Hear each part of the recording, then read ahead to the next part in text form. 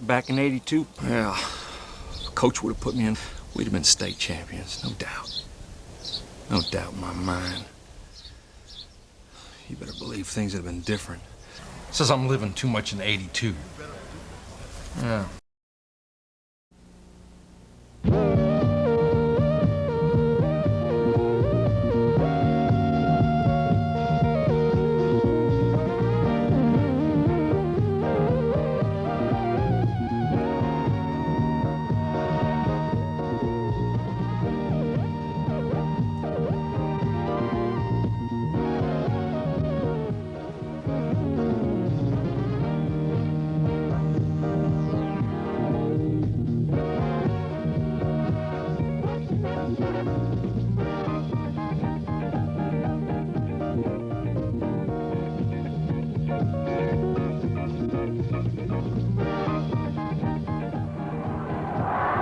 From the Brendan Byrne Arena in East Rutherford, New Jersey, TV3 Sports presents the 1982 New Jersey High School Basketball Championships. Tonight, the Bayley-Ellard Bishops entertain the St. Augustine Hermits.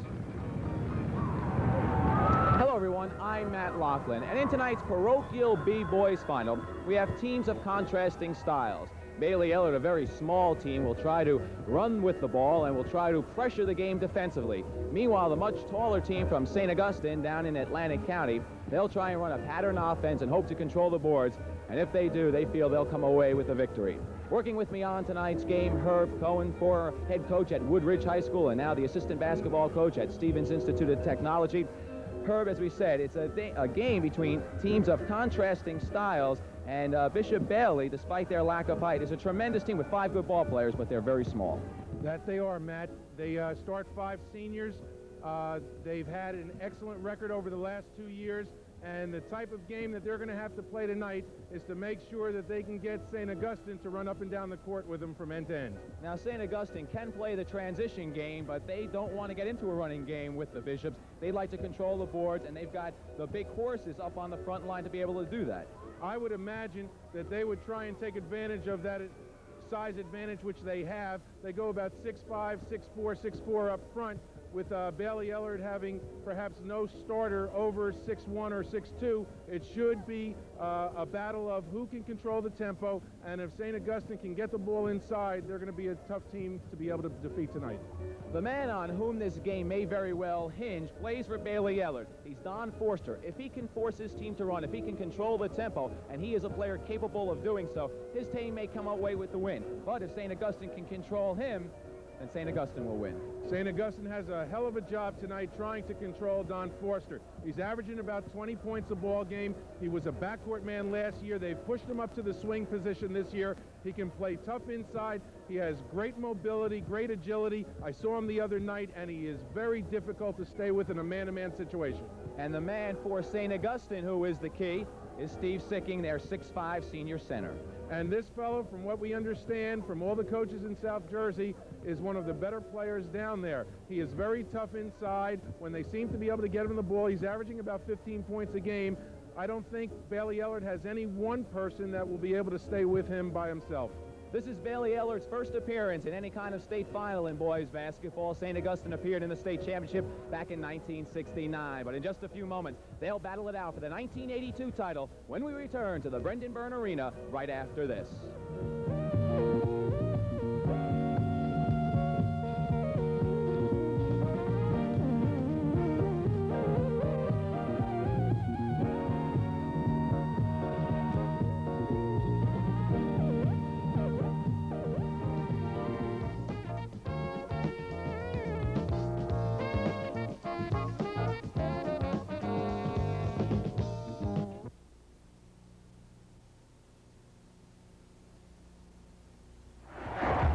The crowd you hear in the background excited and waiting for the start of the boys' parochial B final from the Brendan Byrne Arena. Let's check the starting lineups for tonight's contest. First, for Bayley-Ellard, the forwards Dan Florin and Don Forster. The center is Van Johnson.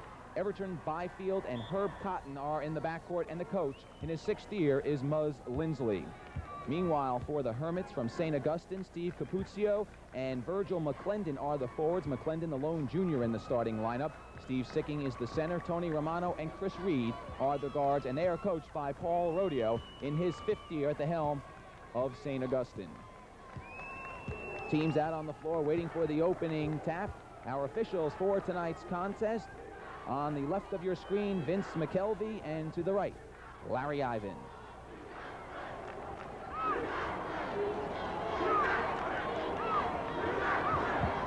Matt, what a thrill this is for these kids to be here. They've worked all season. The first opportunity to play in the Meadowlands, win or lose, both teams have to be happy. Foster and Sicking will jump it up, and the taller Sicking controls the tap.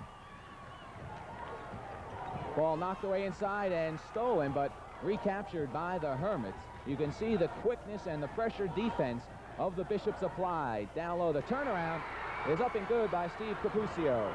Nice turnaround move by Capuzio that time. Right away, they go after that height advantage. Man-to-man defense employed by the Hermits. Byfield's jumper no good, and the ball's taken down by Capuzio. Tony Romano, smallest player on the floor for St. Augustine, at 5'7", handles the ball. Here's McClendon. Last touch, they say, by McClendon, so Bayley-Ellard will have it. 7 minutes, 20 seconds left to play in the first quarter. We've got a long way to go. It's 2-0 in favor of St. Augustine.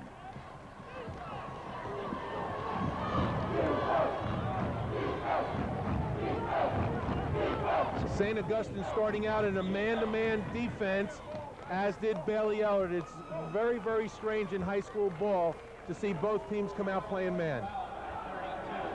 Virgil McClendon picks up his first personal. That is the first on the team. Off the inbound, this is Forster. A guard who has been transformed to a forward. Inside move is good. Here comes that pressure. They're looking for it. Forster almost had that steal. They are a very, very quick club. And unless the Hermits can handle this pressure, I think Bayley-Ellard will have the advantage, even though they have such a height disadvantage. Well, the Bishops had a height disadvantage in the North Jersey final against St. Anthony's, the defending state champion from Jersey City. They came away with a 52-46 victory. Here's McClendon on the follow.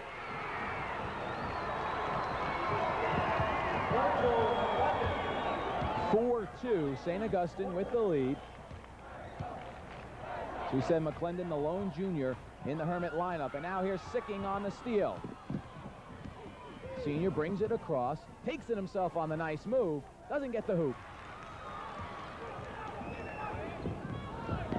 Van Johnson the other way.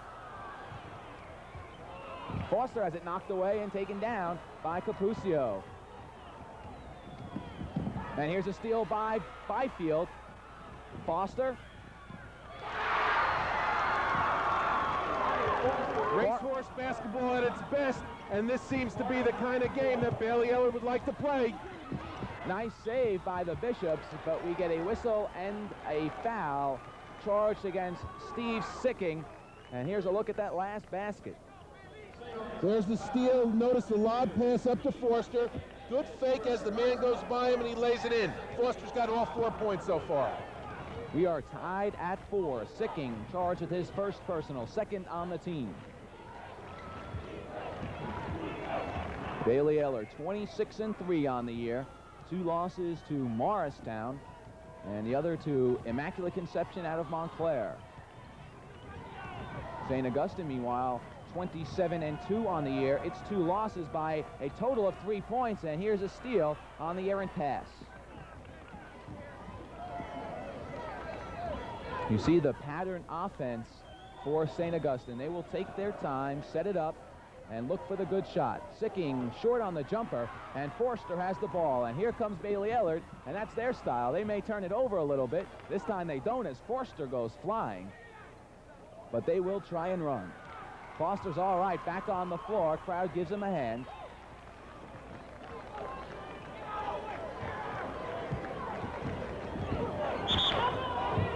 And McClendon will be charged with his second personal. What a great plus it is to have a guy like Foster who can start out as a forward and with 1 or 2 passes bring him right to the point and let him work one-on-one as he did just then. St. Augustine makes a substitution. Dave Orlandini, number 24, checks into the ball game, replacing McClinton with those 2 personals. Nice pass inside. Florin connects. Excellent pass. Byfield credited with the assist, and again, the Bishops pressure. And it goes out of bounds, and again, the quickness, the defensive tenacity of the Bishops showing here as we look at Paul Rodeo, the head coach of St. Augustine. He can't like what he sees here. He sees his team in a 6-4 ball game, but they are not in control of things right now. It's not an easy or a good situation for the Hermits. Orlandini, new player in the ball game, has the rebound. Just a sophomore. Here's Sicking. And we get a foul before the shot, I believe. Will be charged to Van Johnson. They will say that it was not before the shot, or will they? No, they will say it's a 2-shot foul, so. Little confusion on the part of the players right now, but they did call it in the act of shooting. Steve Sicking will go to the line to shoot 2. Sicking averaging 15 points per contest.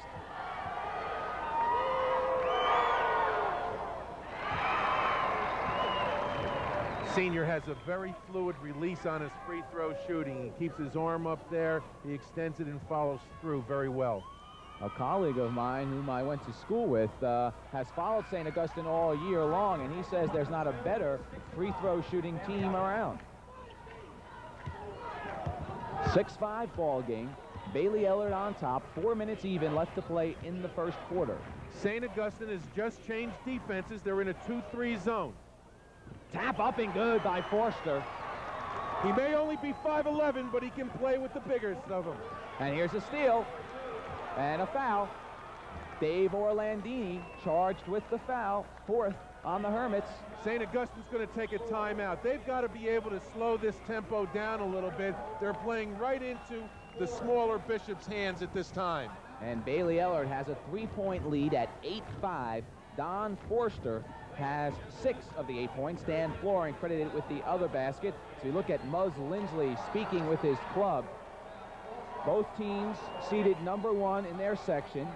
As we look at some of the fans from Richland, which is where St. Augustine is located, and that's about 15 miles or so outside of Atlantic City.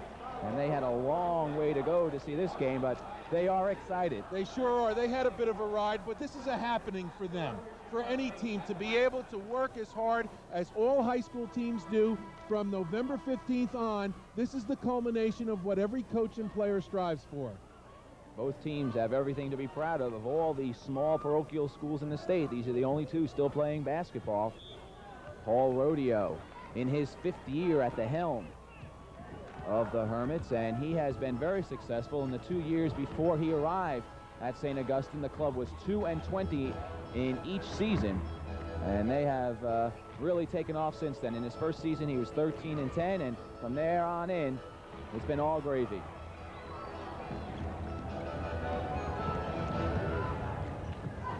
Pass inside, knocked away, and the Hermits will maintain possession. On the out-of-bounds, Bayley-Ellard switches to a 2-3 zone. Many teams, both high school and college, are doing that these days. Traveling violation called against Steve Capuzio.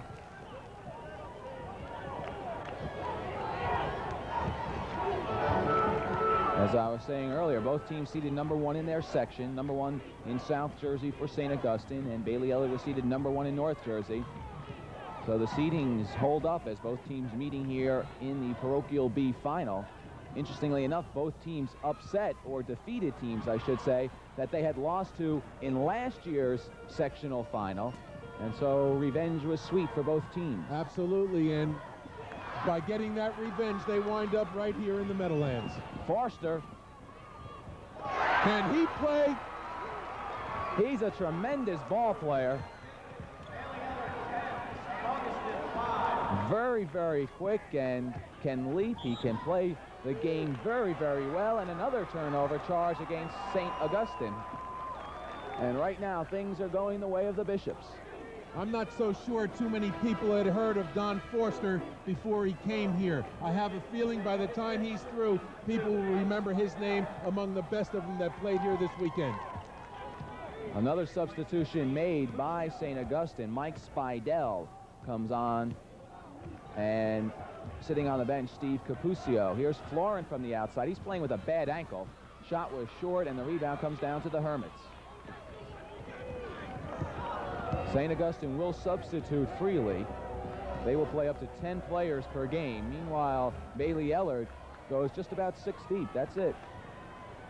Spidell, or rather Orlandini, misses on the layup.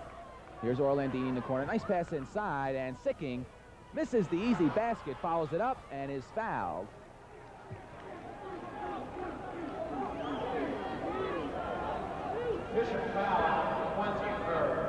Herb Cotton charged with the foul. Just the second team foul on Bayley-Ellard. Sicking will be at the line once again for 2.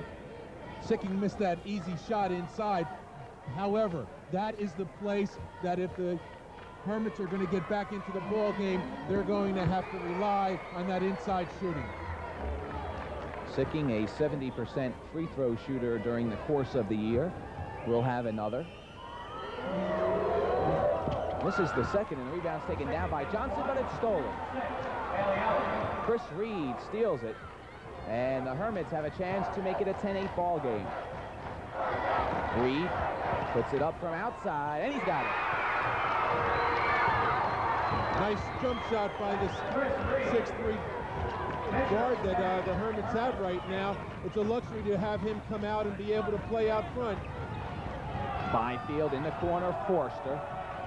Forster is watched by Orlandini, the best defensive ball player for the Hermits, and the shot is missed, and here come the Hermits with a chance to tie. Orlandini, just a sophomore.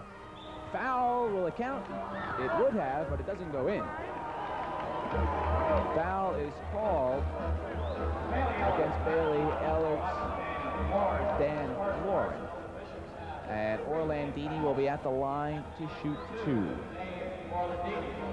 Just a sophomore, saw a lot of action last year and just his freshman year. And has contributed quite a bit. Got nice size for a sophomore and has averaged 7 points a game. So even coming off the bench, it's as if they have a 6th starter. Seems that St. Augustine has trouble making the second free throw. They have hit the first 3 each time, and they've missed the second for the 3 times they have been to the line. 10-9 ball game. Back to a man-to-man for St. Augustine, a near steal. Cotton, here's Byfield, and we get a 3-second violation. And so for the first time in a while, St. Augustine has a chance to take the lead. 49 seconds left to play in the first quarter. Outlet pass, and here's Sicking all alone, has trouble with it, but puts it in. You're going to beat the press. Sometimes you have to throw the home run pass, and when you got a kid like Sicking who can go up there and get them, it could be to a great advantage. 34 seconds left in the first quarter. 11-10, St. Augustine with the lead. Foster goes to Byfield. Everton Byfield working on Romano. Now here's Cotton, partially blocked. That was Sicking rejecting that shot. Here he is on the other end.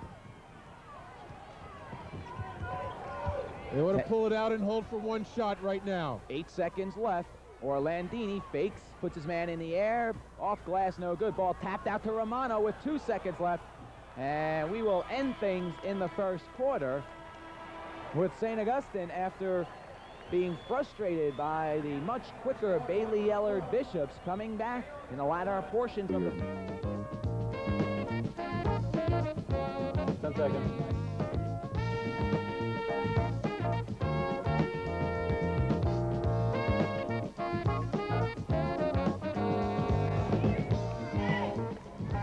The Bishop, or the Bayley-Ellard Bishop cheerleaders, entertaining the crowd between the first and second quarter.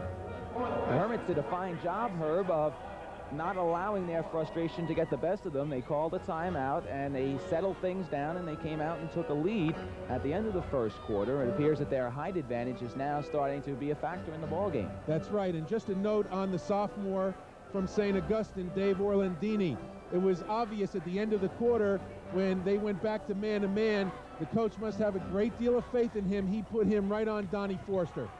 Foster scored 8 of his team's 10 points in the first quarter, and it appeared that when he did not go to the basket or did not look for the shot, his teammates appeared a little confused as to what they should do. Well, for Bayley-Ellard to be able to win, they're going to need more than just Donnie Forster. This is Everton Byfield. Substitution, Brian Quinn came in at the start of the second quarter. He's wearing number 13 for Bayley-Ellard. Here's Byfield's jumper. Everton Byfield has his first points in the game, and it's a 12-11 lead for Bayley-Ellard. Here's Chris Reed. No good. Rebound taken down by Forster. And it's stolen. And a foul called on Forster. Chris Reed, although about 6'3", seems to be very agile. Perhaps that's why they've had him playing in the backcourt. He was able to slap that ball away, almost converted a three-point play, but will go to the line for 2. St. Augustine has gone to the line 6 times thus far for 6 shots. Meanwhile, Bayley-Ellard has yet to make an appearance at the line. Chris Reed has 3 points, looking for his 4th.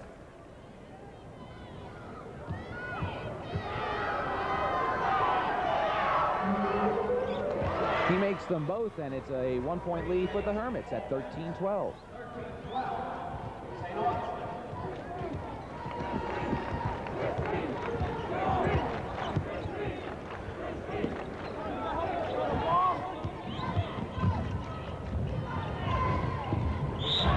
We get a foul as Byfield's basket counts, and I believe the foul is going to be called against St. Augustine.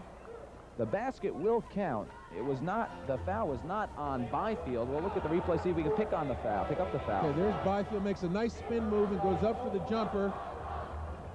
There it is, right underneath the basket. Dave Orlandini elbowing Don Forster. Forster, as the Hermits are over the limit, will go to the line to shoot a 1-and-1.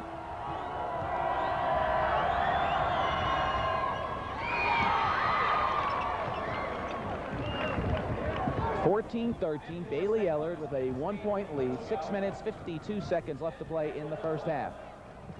Orlandini takes it all the way, and the sophomore has 3 points. I can see why he was playing as a freshman. He is very fluid, has an awful lot of poise out there for a 10th grader. Byfield with a strong individual effort. Little circus move on that one, but this is typical of Bayley-Ellard. They get most of their points from Byfield and Forster, and if the other players can fulfill their role positions, then they can be in the ball game all the way. Quinn grabs the rebound, and Bayley-Ellard has a chance to take a 3-point lead. Here's Byfield. Quinn will take the jumper. Way off, right into Forster's hands. And we get a traveling violation on Forster. Forster had great position that time. If he holds on to the basketball, he gets another deuce. Bayley-Ellard will apply pressure. Reed gets it to McClendon, who has come back into the ball game. Virgil McClendon goes to Capuzio. Here's Orlandini, and his way is cut off. Strong defense by Byfield.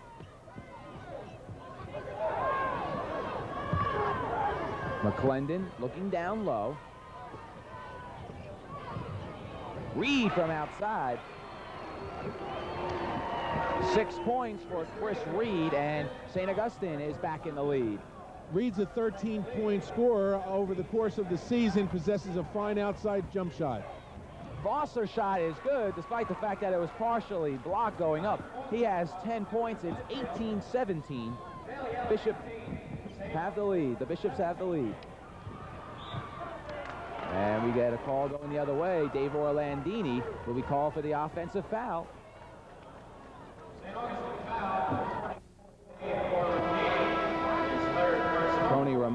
will come back into the ball game, and he replaces Orlandini.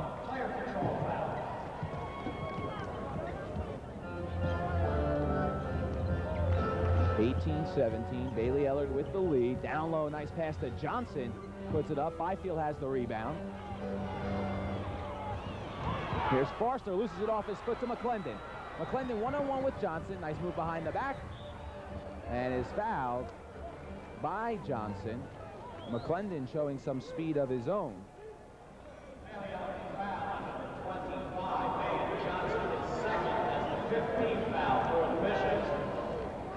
Interesting point about St. Augustine. They have 4 starters averaging double figures. I don't think they look for any one person, and they have confidence in all of their players. McClendon makes the first. He has 3 points.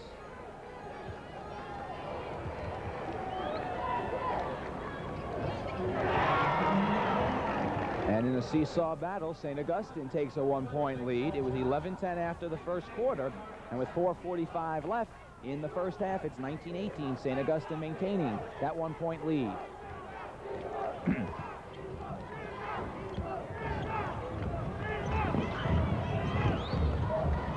Foster has the ball blocked, but it goes right to Byfield. He misses it, gets his own rebound.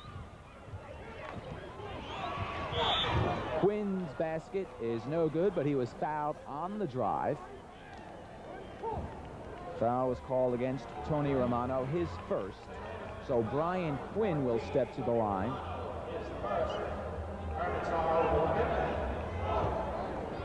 Quinn, a 6-foot junior. 2 shots. Both Forster and Byfield, one 5'11", the other 5'10", and they have to be the leading rebounders on their squad. Despite their lack of size, Bayley-Ellard, because of the leaping ability of their players, is not at much of a disadvantage. The strength of the taller players will hurt them, but their players can leap for those rebounds. It'll also be interesting to see if the depth of St. Augustine will in fact wear them down in the 4th quarter. They are a much deeper ball club, and the official blows the whistle. And it can't quite see what has occurred. What I think happened, as some of the people are looking up toward the roof of the Byrne Arena, something fell off. And wound up hitting the floor. You can see them looking and pointing to the ceiling here.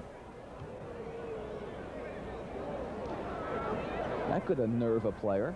Yeah, it could also unnerve the sports announcers as well. They better put a canopy up over us. 19-18, 1-point lead for St. Augustine. 4:14 left in the first half, and we'll be back to action.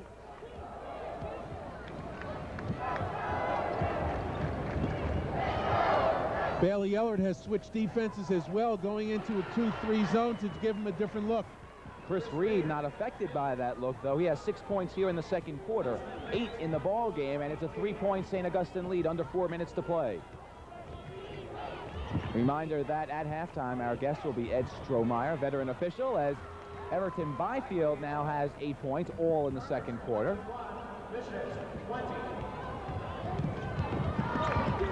Double teamed. Romano gets it ahead to Sicking. 3-on-2. Sicking takes it all the way. It goes.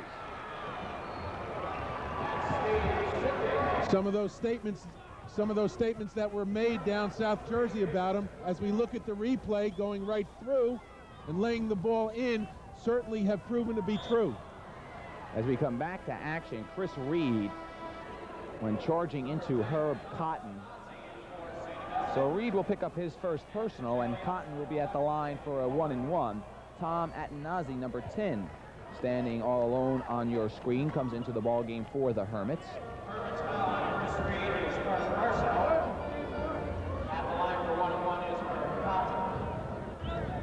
Cotton, a senior, 5'9", averaging just a shade over 5 points per ball game.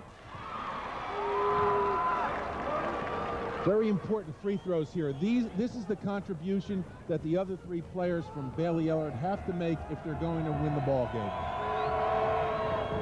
Cotton misses the second, but the ball is chased in the corner by Florent. It's 23-21. Bayley-Ellard with the ball, trailing by 2.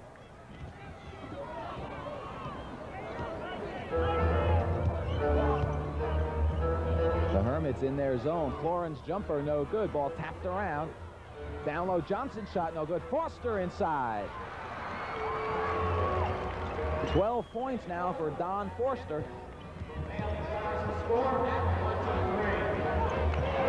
They better get it up court quick. They're going to ring that 10. Sicking 3-on-2. Brings it outside as Bayley-Ellard settles back into their defense. They have switched back to a man-to-man.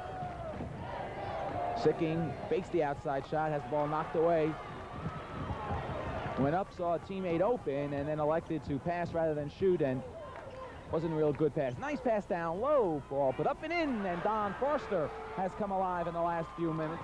What tremendous body control underneath the basket, and great eyes by Byfield to get the ball to him. 2-point lead for Bayley-Ellard at 25-23. Approaching the 2-minute mark. Down low, ball knocked away by Byfield. Forster has it, gets it ahead to Byfield. Bayley-Ellard will try to run. Byfield puts up the jumper right into Florin's hands. His follow, no good. And Sicking at 6'5" has no problem getting the rebound that time. McClendon will take it all the way, but we get an offensive foul on Virgil McClendon. This is Bayley-Ellard pace right now. Before, when St. Augustine decided to slow the ball down, utilize their height, they were getting the advantage inside. There is no advantage if they're going to run up and down the court.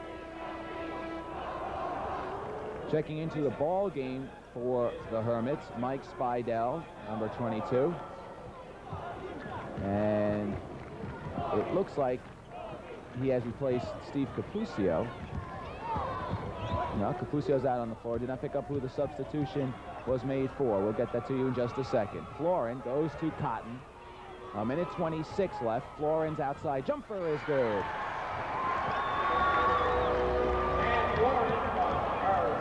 Virgil McClendon is the player who checked out of the lineup for St. Augustine. Here's Sicking, throws it away. Bayley-Ellard is in the process right now of switching their pressure defenses from a 3-quarter, sometimes full, and then now they just brought it back to half court. Always trying to keep St. Augustine off balance. Florin will try another jumper, and he cans it. Dan Florin is hot from the corner. He has 6 points. Biggest lead of the ball game at 29-23. Under 1 minute to play in the first half. 50 seconds showing on the clock. Chris Reed, guarded by Florin, goes inside, and Sicking picks it up, and a foul. And there they go back to their original game plan, and that's where they can be very, very difficult to contend with. Here's another look. You have it on the replay. Reed throws the ball inside to Sicking, gets his hands on it, and just power moves right up to the basket, in for the basket, and a foul on the play. Forster charged with the foul for Don Forster. That is his second personal. Sicking at the line, looking for his 9th point on the game, and he has it. And just that quickly, a 6-point deficit is cut to 3. 29-26, 40 seconds left. Let's see if Bayley-Ellard elects to hold for one. It looks like they will. The Hermits are coming out of their zone, and they're going to play him man-to-man. Look for Mr. Foster or Mr. Byfield to do their thing when the time comes down near the end of the half. Florin with the ball right now. 23 seconds showing on the clock.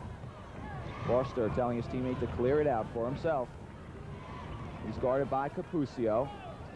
15 seconds left. Now with 10, they'll have to make their move. Cotton with 7. They're way outside. Here's Florin in the corner with 4. Ball's taken down by Spidell, and that's how things will end here in the first half. We have completed 16 minutes of basketball, and our score at the half, Bayley-Ellard 29, St. Augustine 26. We'll be back with the halftime show right after this.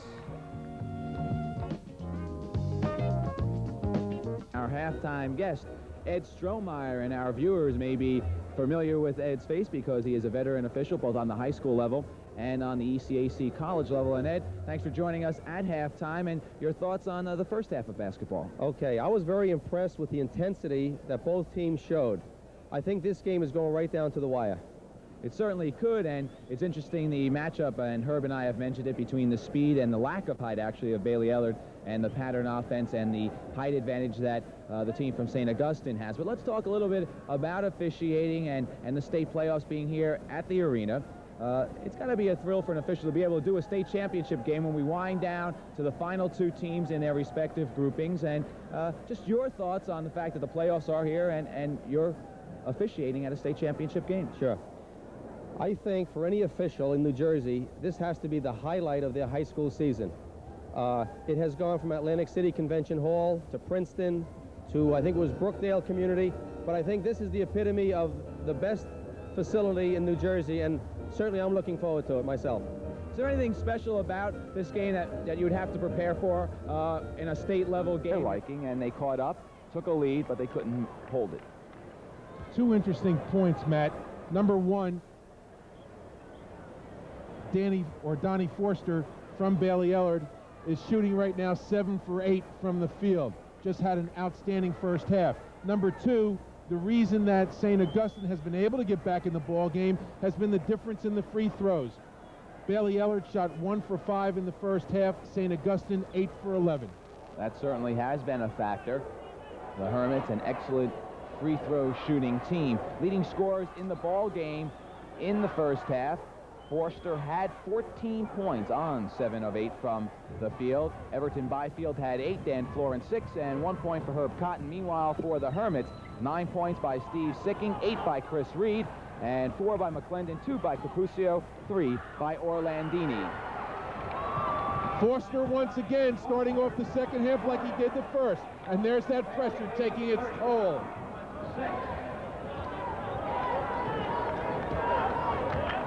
Here's Forster. Florin, jumper, good. Florin with 8 points, and again, Bayley-Ellard will pressure the Hermits. Here's Sicking.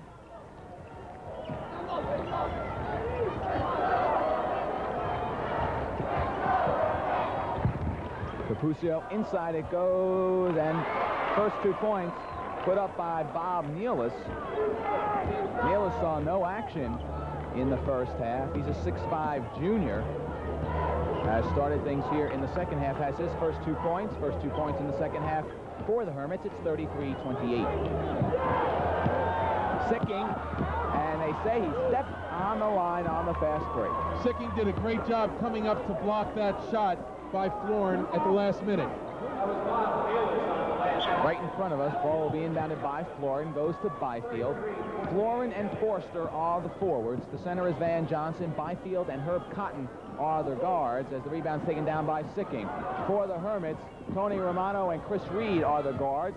Down low, as we set the forwards, the shot is good by Nealis. Nealis and Capuzio are the guards. Sicking is the center, and Nealis has 4 points. Where was he in the first half? Sitting on the bench. His 6'5" frame gives the Hermits just an additional height advantage. Ball thrown away down low.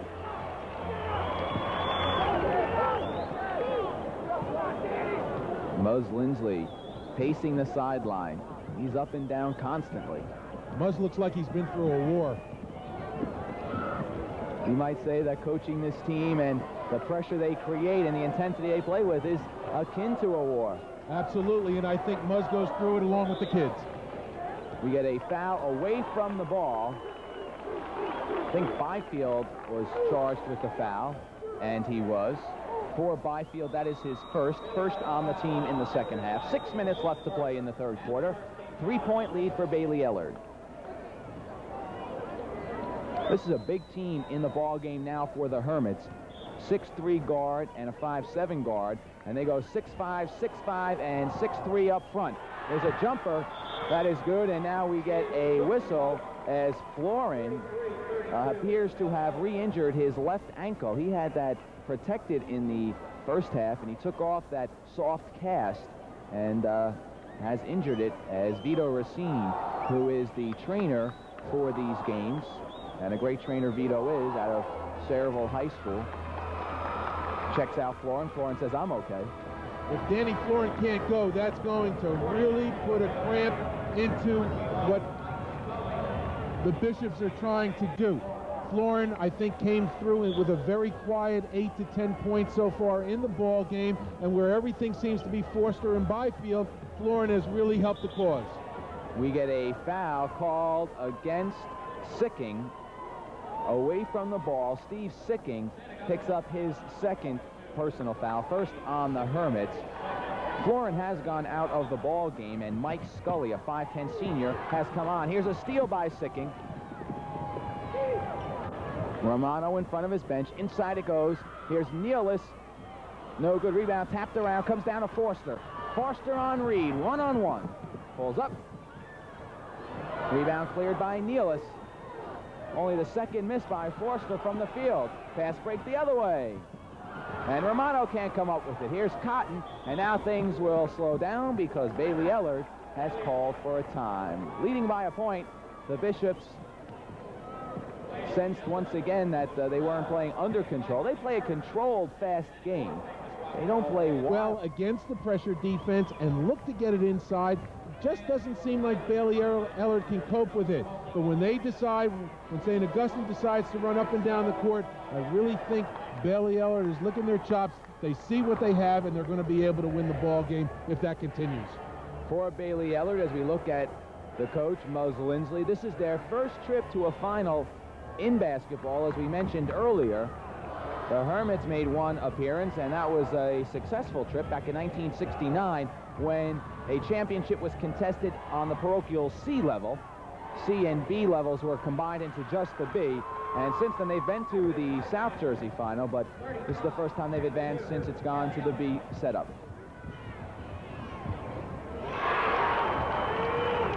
Steve Capuzio has 6 points now. It's 35-34, 1-point lead for Bayley-Ellard.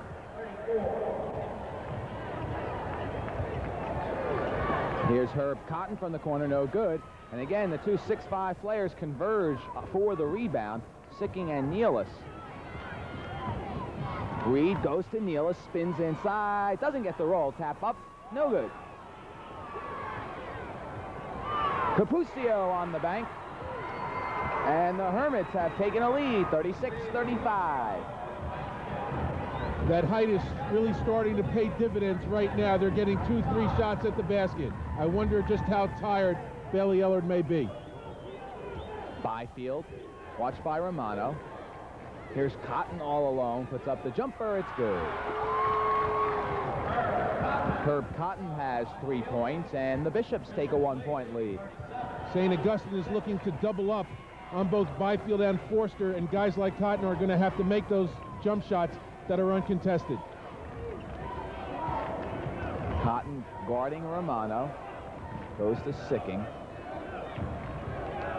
Man-to-man defense by Bayley-Ellard.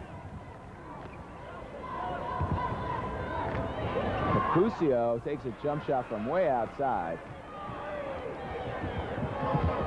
I don't believe that was a shot that they wanted to take. No, not at all. They can look for much easier stuff inside. Cotton trying to back his way in, or rather Forster. He does, puts up the short jumper. Oh, is he sweet? What a great move inside. He has all the tools, 18 points for Forster. And again, hiding in a way at the forward position. Sure, he'll make some college coach happy as a guard. Down the other way, Romano picks up his first points of the ball game. It's 39-38. Here's Byfield.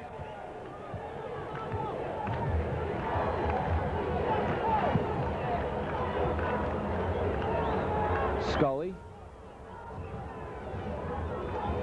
As I look to the bench, I see Florin lacing up his sneakers. Perhaps we'll see him come back into the ball game, bad ankle and all, as Byfield connects from the corner. He has 12 points.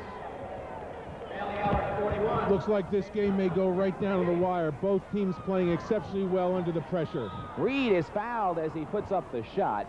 Byfield charged with the foul, his second. Two players come on as we take a look at Dave Orlandini. He and Virgil McClendon have come on. Capuzio and Romano have checked out of the ball game for the Hermits. Reed will be at the line shooting 2. It's been a long time since we've seen Orlandini. He picked up 3 quick fouls when he was in the ball game in the second quarter, and at the time he was doing a very nice job of handling the offense. He and McClendon are playing with 3 personals. Reed makes 1 of 2. He has 9 points. It's a 2-point lead for the Bishops of Bayley-Ellard, and they have the basketball. 2 minutes, 20 seconds left to play in the third quarter.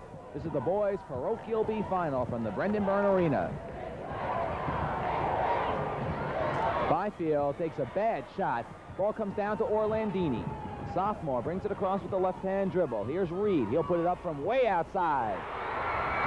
No question about that one. He was looking for the ball and just pulled up his foot, ready to cock that shot as soon as he touched it. Here's another look. Hands it from way outside, and we are tied at 41. Byfield watched by Orlandini. Here's Forster down low. Doesn't get it. Look at him get the rebound. Blocked from behind by Nealis, but a foul is called against Bob Nealis, and Forster did an excellent job of following up his shot. Yes, he did, and I have a feeling we're seeing a Division I candidate out here on the floor this evening, and not just underneath the basket. He's able to handle himself very well in the Parochial B League, but he has all the tools to be able to become a fine point guard for a major division college. Don Forster making his second trip to the free throw line. We'll have another. Florin has come back onto the floor for Bayley-Ellard, and Scully has gone out. Florin has put that soft cast back on his left ankle, and we'll see how much that affects his play. Seems to be limping just a bit. 42-41. The Bishops on top. Orlandini hits nothing but net. Doesn't seem to have any pressure for a sophomore. 5 points for Orlandini, and St. Augustine takes a 1-point lead. Near steal by Reed. Here's Cotton. Byfield between the legs, puts up the short jumper, and Byfield and Forster are proving to be an outstanding tandem. 44-43, 1-point lead for the Bishops. It'll count as Orlandini fouls Everton Byfield. And that's the 4th personal foul on Dave Orlandini. And that play brought all the fans from Bayley-Ellard to their feet. We certainly have a 1-2 punch between these 2 young men. Orlandini will come out of the ball game. Steve Capuzio comes back on. Everton Byfield will be at the free throw line looking to complete the 3-point play. He has 16 points. Don Forster has 19. Byfield listed at 5'10".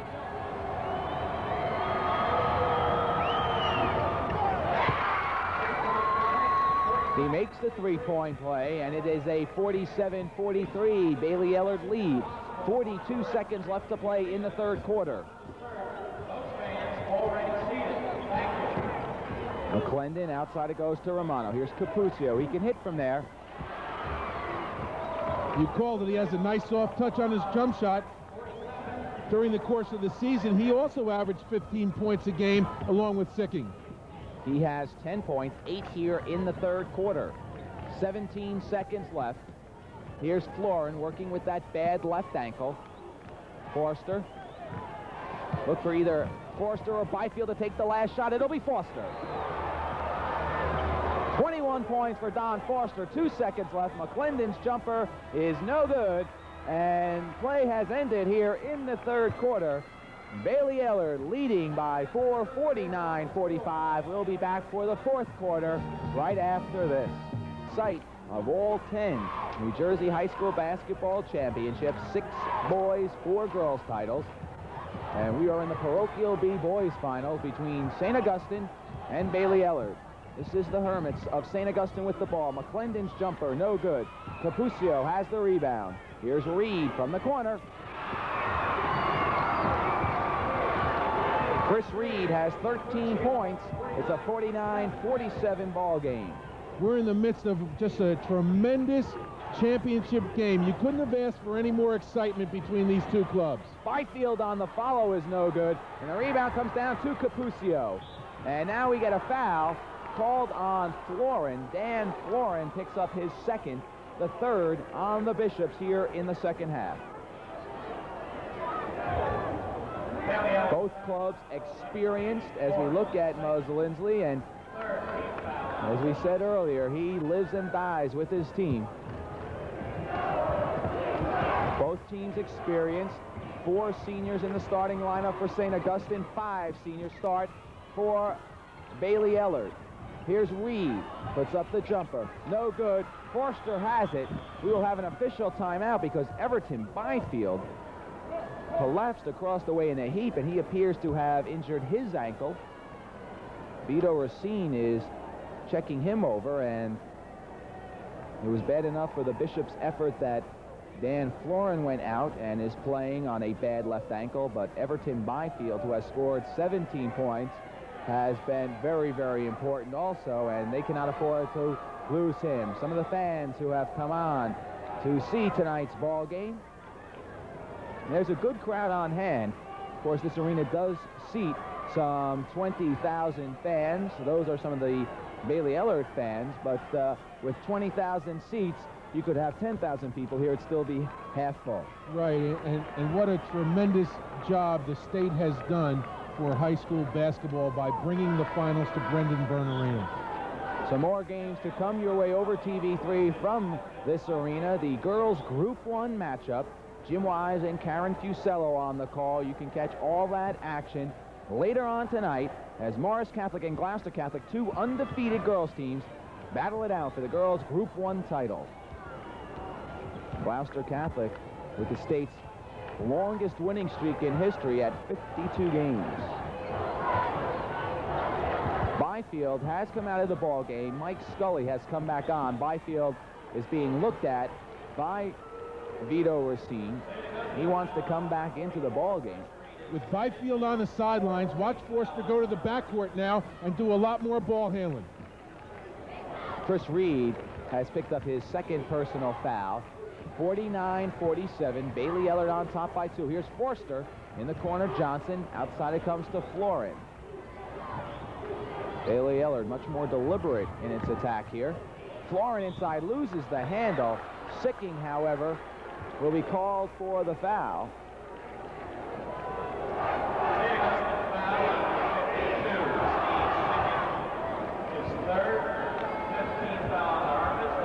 Paul Rodeo, 50-year head coach for the Hermits, sees his team trailing by 2. Would love to see them take the lead. Florin will have another. Florin averaging 10 points per ball game, has scored 8. Make that 9 in this ball game. And Herb, as you mentioned, you can have your stars, but you've got to have the players to fill the other roles of hustling and diving for the ball and playing just good, solid basketball, and Dan Florin's that kind of a player. Absolutely. We get a foul on the rebound. Capuzio fouls Forster. First on Capuzio. However, the Hermits are over the limit, so Forster will go to the line. He has scored 21 points. Right now, with Byfield on the sidelines, Forster becomes the main man on both ends of the court. He's been here before. He's been through all the tough ones. This is his last game, and I'm sure in the next 6 minutes, he's going to put on a show for the fans. Tony Romano takes a seat on the bench. Dave Orlandini has come on, replacing the senior. Forster on the line for 1-1.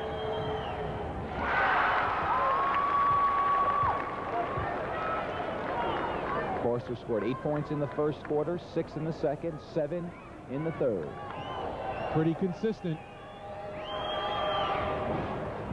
This is the second end of the 1-1. He has 22 points. It's 51-47, a 4-point lead. Sicking. Outside it goes to Reed. And we get a foul called on Forster. Fouling Sicking. Forster picks up hit down in Richland, which is located in Atlantic County. They came up last night. They had a 2-hour-plus trip to come up here. They did not want to do it on the day of the game. They stayed at a local hotel last night. Appear to be well rested. Trailing, however, by 4. Chris Reed will inbound underneath the basket.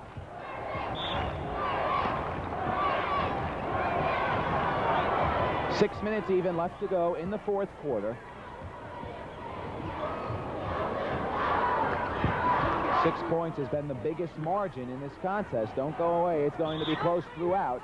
You get a foul down low, and it will be called against Dan Florin. That's his third, and a player will go to the line for a 1-and-1. I believe it will be Steve Sicking. Sicking had 9 points in the first half. Herb was held scoreless in the third quarter. I was just going to say, we haven't heard too much from Sicking, but right now he has a chance to get him back within a deuce. Forster gets the rebound off the miss. Bayley-Ellard looking to open up a 6-point lead to match their highest. During that timeout, Everton Byfield came back into the ball game.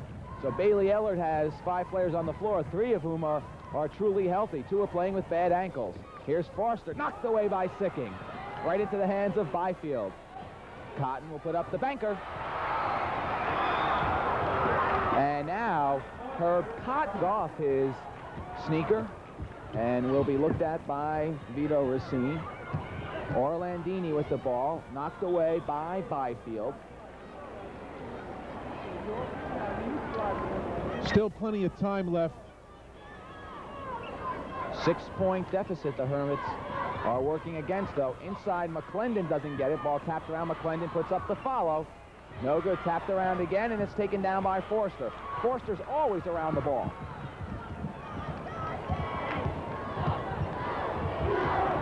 Byfield in front of his bench. Bullets a pass to Florin. The Hermits need a timeout, Matt. And they will call a timeout as we take. Third person right now, and he's got them all back in the ball game. Herb Cotton, as you can see in the background, is being taped up, and he may come right back in at any moment. Back to action. Capuzio. Here's Orlandini. The Hermits need a basket here. Reed on the turnaround, no good. Capuzio on the follow is fouled, and he will shoot 2 shots.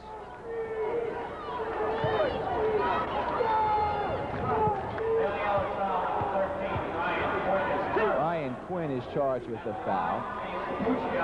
Steve Capuzio, with 10 points this evening, will have 2 shots.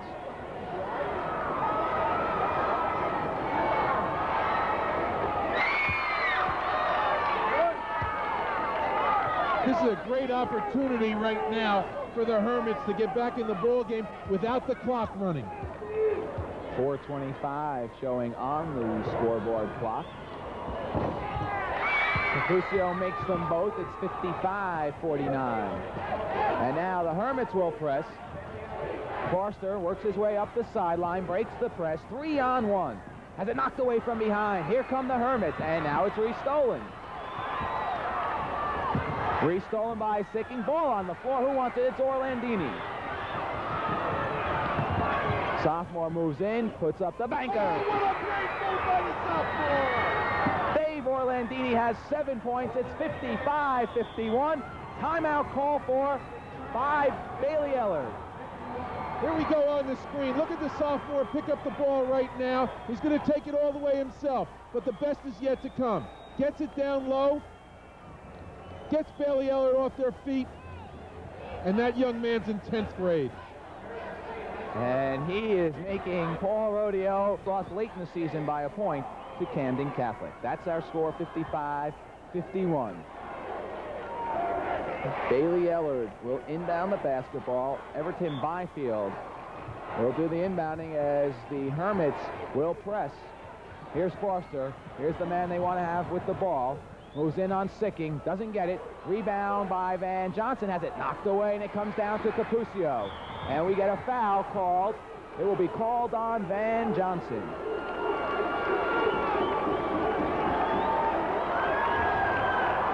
Capuzio will be at the line for a 1-and-1, and Herb Cotton can't put his right sneaker on any more quickly than he's trying to.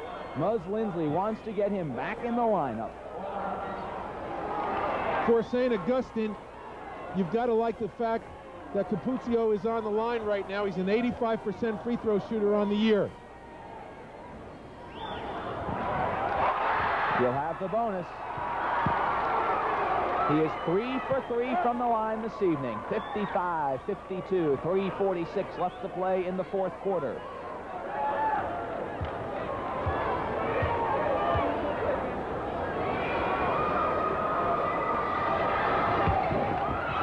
In and out. Van Johnson has the rebound, and he is called for traveling. So on the turnover, the Hermits will have the ball. Crucial turnover underneath the Hermits basket. Very big inbound play right now. Reed will inbound. Goes for Sicking, almost knocked away. Here's Orlandini. Sicking on the turnaround. It's a one-point game.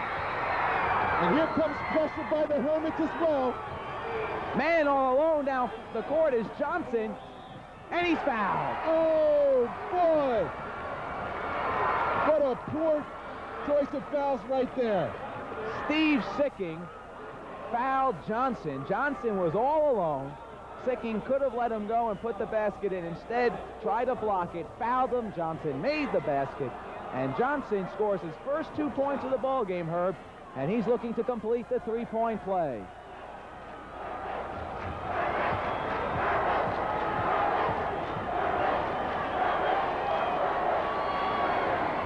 Senior misses it. Ball's tapped around, comes down to Orlandini. 57, 54, 3:23 left to go. Capuzio, no good. Johnson skies for the rebound. Forster races it across. Goes to Byfield. Byfield puts up the bank, and he gets the roll. 19 points for Everton Byfield.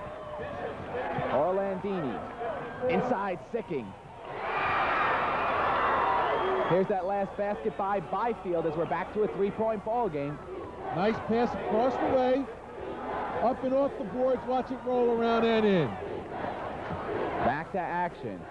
This is Quinn in the corner. Outside it goes Forster. Goes to Byfield. Byfield has a lane. And gets the roll again. The little guard's getting every bounce right now. Still plenty of time left. 2:27. And now we get a foul outside called against Dan Florin. That is his fourth. 61-56. Going to try and take the air out of the ball a little bit and keep it in the hands of either Byfield or Forster and let them spread the court out and let those two magicians do their thing. Orlandini was fouled before the timeout, and he will have the bonus of the 1-and-1. Sophomore has scored 8 points. If he makes this, his team will be within 3. Doesn't get it. Sicking inside with the rebound follow. Johnson fell down. Sicking came around him. We now have a 2-point ball game. And now Sicking picks up the foul. And as I look at my unofficial scorecard and look up at the board now where it is official, Steve Sicking has just fouled out of the ball game.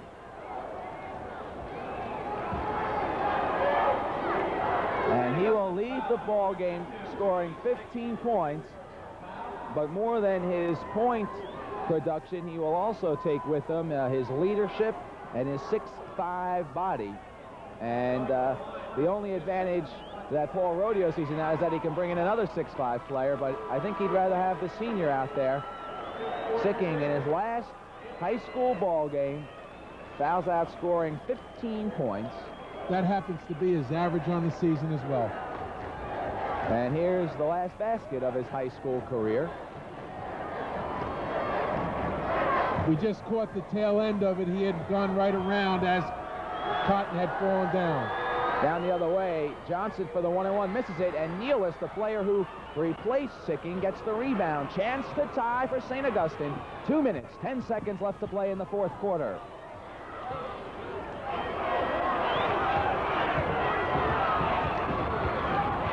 Romano. Inside it goes to Nealis, and Nealis is fouled by Forster. And for Don Forster, that is his fourth. That could prove very costly.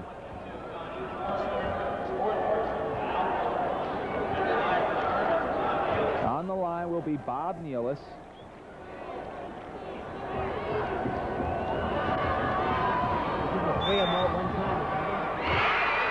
Nealis will have another 61-60.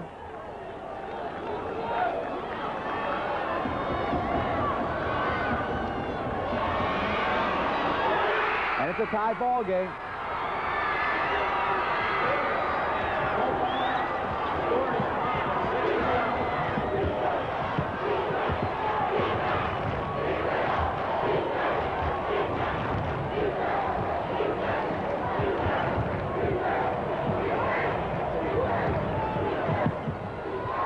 One minute, 40 seconds left to play. Bayley-Ellard with the ball. Here's Byfield. 2-point lead for the Bishops, 63-61. Welcome to the NBA. Neither team feeling the pressure right now. 63 all with a minute 19 left. Forster goes to Byfield. They may try and look to score too soon. If I were them, I'd hold the ball out right now. Byfield with some room along the baseline. Has it blocked by Nealis. Ball on the floor, and we get a jump ball. Jump ball with 56 seconds left.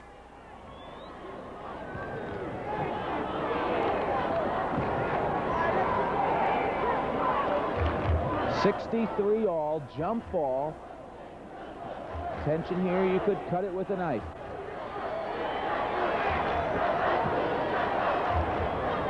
Tap controlled by St. Augustine. 53 seconds left, and they call for time. So a timeout is called. And let's see what'll happen as the teams will go to the bench for some instructions. Team. The Hermits will have the basketball. Tie ball game, 63-63. An MVP will be awarded at the end of this ball game. It may very well be whoever hits the last shot.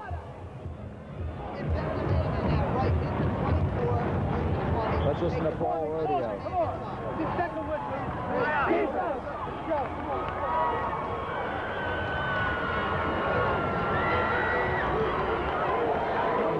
5th year for Rodeo at St. Augustine.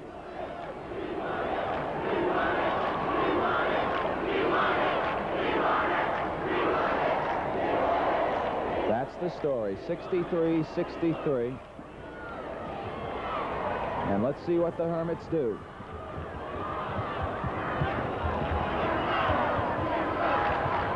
Bayley-Ellard's playing a man-to-man right now. They've got to front all the cutters down low. Orlandini has it knocked away from behind, but he's fouled.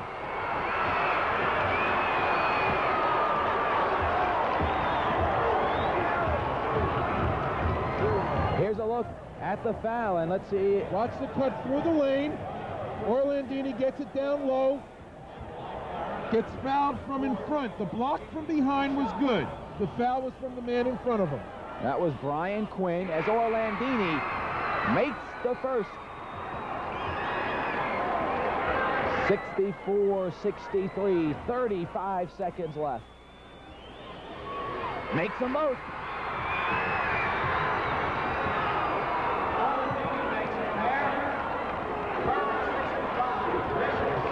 65-63. 30 seconds left in the fourth quarter.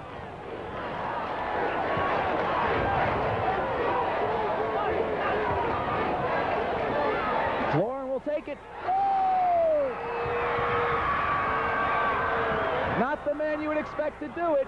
Cans the corner jumper. It's tied at 65 with 11 seconds left. Capuzio doesn't get the roll. Johnson with the rebound with 5. And we might see OT as Forster hoisted at the buzzer. Oh!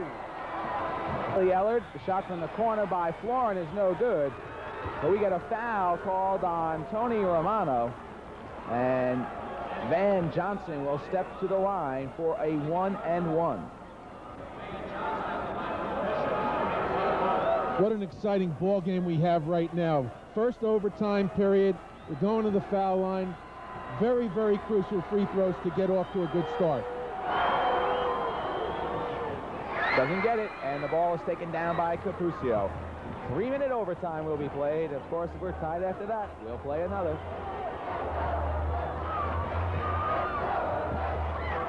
Bayley-Ellard still playing their man-to-man defense. Watch for Orlandini. The sophomore has very, very good poise. Chris Reed, the senior, however, opens up a 2-point lead.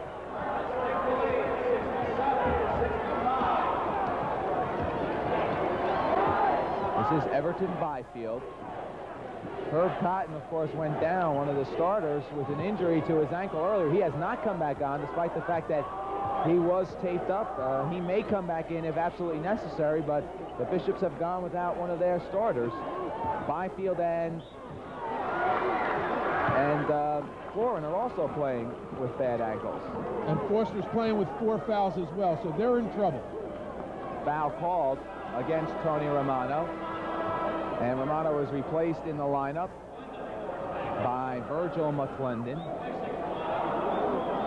Everton Byfield will be at the line for 2 shots. 1 minute, 59 seconds left in overtime.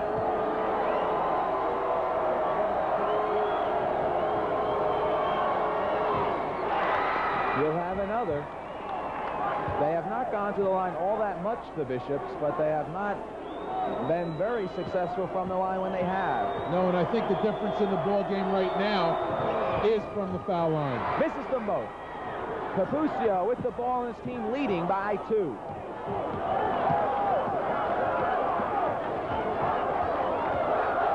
The Hermits don't have to rush anything. They're in the driver's seat, leading by 2. Backdoor play for Reed. He's fouled by Quinn. Either Quinn or Byfield. Both went up, but the foul will be called against Brian Quinn. And here's a look at that beautiful backdoor, Herb. Just got the pass off, going behind, runs his man off a screen and goes up very strong and was fouled on the shot. And Chris Reed will be at the line shooting 2. As opposed to the Bishops, which they've been having their problems from the line.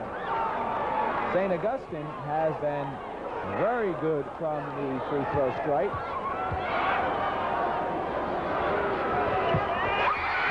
Reed makes them both. He has 19 points, and it's a 4-point lead. And the overtime belongs to Chris Reed right now. 1 minute 37 left. Here's Florin's jumper. No good. Ball comes down to McClendon. They score here. It'll be tough for Bayley-Ellard. Right now, most of the players for the Bishops have been out on the floor as we get a turnover charge against Orlandini. So that's a break for Bayley-Ellard. A reminder that Bayley-Ellard has not substituted all that much, and perhaps the long, tough ball game is beginning to show. Bayley-Ellard has to put the ball into Foster's hands right now. Since the Hermits have gone to the zone, Foster has not been able to touch it. He just got his hands on it now. He's going to have to do something. Scored 21 points through the 3rd quarter, has 22, held to 1 point in the 4th quarter. Byfield has it knocked away but recovers, and we will have a jump ball between Everton Byfield and Chris Reed. Paul Rodeo has unbuttoned his vest. It'll be a long bus ride home either way. He'd like to make it an enjoyable one. Muzz Lindsley has a shorter ride, but he just wants it to be a ride home with the winning team. Tap is controlled by the Hermits. That's going to be a very big play. Watch that clock run down. 54 seconds showing on the board. Byfield watches Orlandini. McClendon, he won't take that shot. They'll bring it outside. Spidell. Orlandini with 40 seconds left. Bayley-Ellard's got a foul. They got to give up one right now to stop the clock. 33 seconds left. Orlandini almost loses it. Gets it back with 28. It may be too late if they don't foul shortly. And now we get the foul. Perhaps, though, a little too late. Byfield fouls the player. with 22 seconds left, but Chris Reed will be at the line, and I don't know whether the officials offered a 1-and-1 or 2. They did say 2. Two-shot foul. Quite interesting was the fact that the jump ball which preceded this was done with 1 minute and 1 second left. And for 39 seconds, St. Augustine was able to hold on to the ball.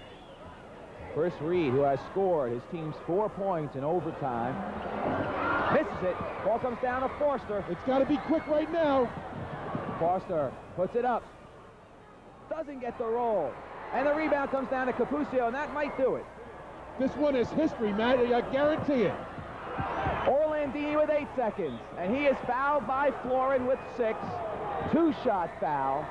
Dave Orlandini will be at the line, and the Hermits on the sideline explode in jubilation. Coaches trying to calm them down. Coaches are never happy, Herb, are they, until the buzzer sounds. They don't think the wind's in the pocket at all. You got it. You want to see that clock at 0-0, and then you can say, I think we won. 4 players for the Hermits drop back on defense. I don't know, Herb, whether or not Dave Orlandini takes those foul shots with no one at the side. At this stage, I think they're more concerned with their other players on the lane not getting any silly fouls. They get them away from the action. If they go in, fine, and if not, that's all right too. They want the clock to run. This game is all over. Orlandini will have another. Makes them both. The sophomore has 12 points, and this ball game will go in the books as a win for St. Augustine. Here's Byfield. He'll take it all the way. Doesn't get the roll. The shot does not go in at the buzzer, and that's it. St. Augustine has captured the boys' Parochial B championship in overtime. 71-65 the final. We'll be back with some post-game thoughts right after this.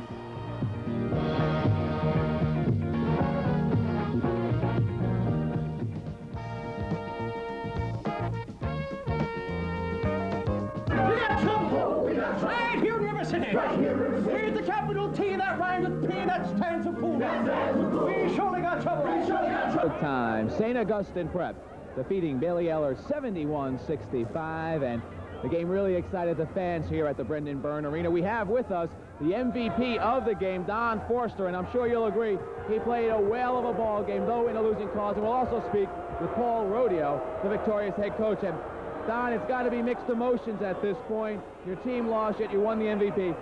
Your thoughts on the ball game? It was a whale of a game, as we mentioned. Well, we thought that we could press them in the first half. They were big, and we thought that we were much quicker than they were. We had them rattled there in the first half, but in the second half, they handled the press really well, and I think that's what won the ball game for them. All year long, though, you played against taller opponents, so you had to feel confident, as you mentioned, coming in. It was a great year for Bayley-Ellard, wasn't it? Right. All year long, we played against teams that were much big enough. We thought that we would be the most quick team every time we played on the court.